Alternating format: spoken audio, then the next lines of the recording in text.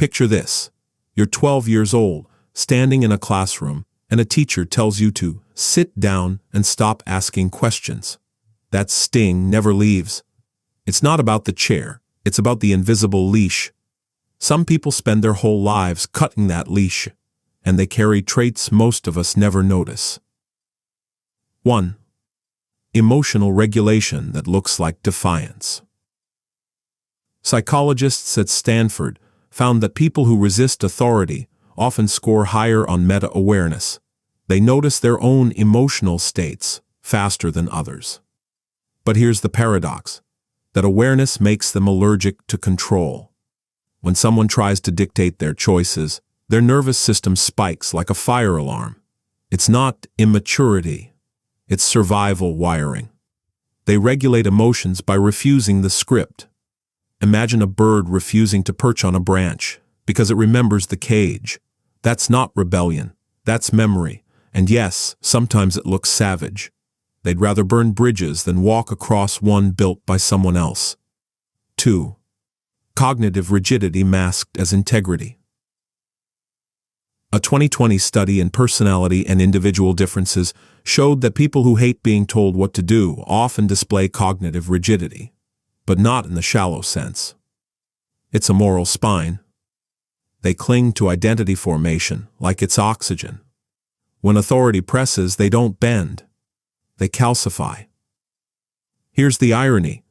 Society calls it stubbornness, but it's often the only thing keeping them from self-sabotage.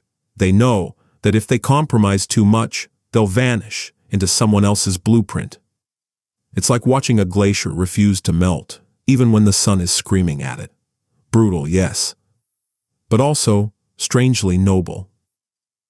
3. Attachment patterns that rewrite power.